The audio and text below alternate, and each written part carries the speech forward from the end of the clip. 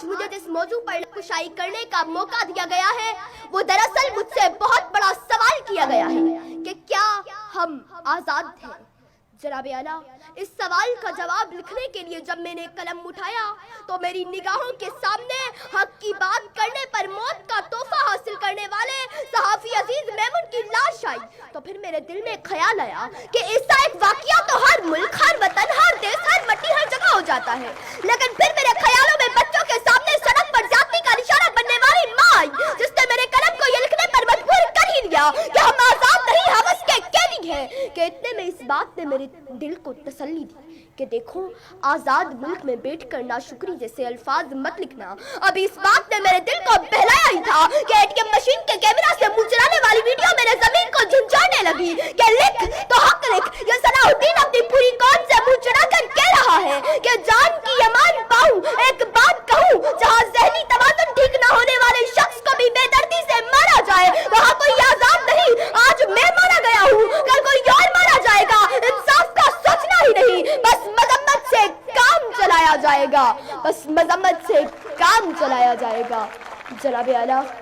ابھی میرے لکھنے کی جسارت کی ہی تھی کہ فلسطین، کشمیر، برما اور چیچنیا کے لوگوں نے چیخ چیخ کے پکارا کہ اے بے خبر، تو آزادی کی نعمت سے آشنا ہی نہیں، تیری تو ابھی اس عمر پہ لکھنے کی موضوع پر لکھنے کی عمر ہی نہیں، تو آزاد ہے، تو آج لکھنے کو آزاد ہے، تو آج پڑھنے کو آزاد ہے، تو آج اسٹیج پہ کھڑے ہو کے تقریر کرنے کو آزاد ہے، تیرے گھر کے مرد اپنی عبادت گاہوں میں جا کر عبادت کرنے کو آزاد ہے۔ چلو مان لیا 20% لوگ معاشرے میں خرابیوں کی وجہ سے ناانصافی کا شکار ہوئے ہوں گے، ارے تو آج نوشر و فیروز کے مجمع کے سامنے ان کے لیے آواز اٹھانے اور ان کے لیے حق کی بات کرنے کو آزاد ہے۔ ہمیں تو یہ حق نہیں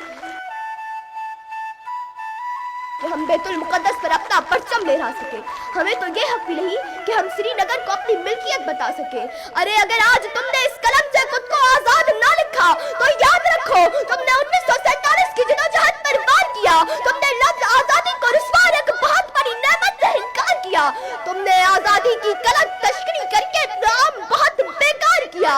اور تم نے خود کو قیدی کہہ کے قلم کا غلط استعمال کیا، تم نے خود کو قیدی کہہ کے قلم کا غلط استعمال کیا۔ جناب اعلیٰ، یہ چیخیں، یہ آوازیں اور یہ پکار میری سماعت سے ٹکرائی اور میرا ہاتھ کانپنے لگا، قلم نیچے گرا اور میں نے اس موضوع پر لکھنے سے انکار کیا، اور بالآخر میں اس نتیجے تک پہنچی کہ میں اس ایوان میں بیٹھے ہر ایک شخص کو دونوں پہلو بتا کر فیصلہ آپ لوگوں پر چھوڑا جائے کہ کیا ہم آزاد ہیں،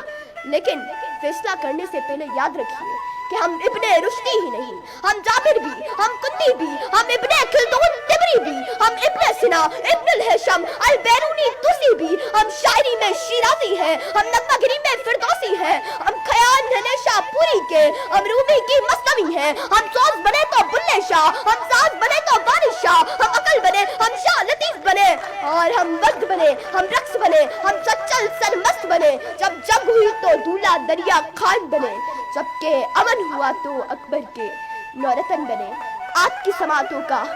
بہت شکریہ۔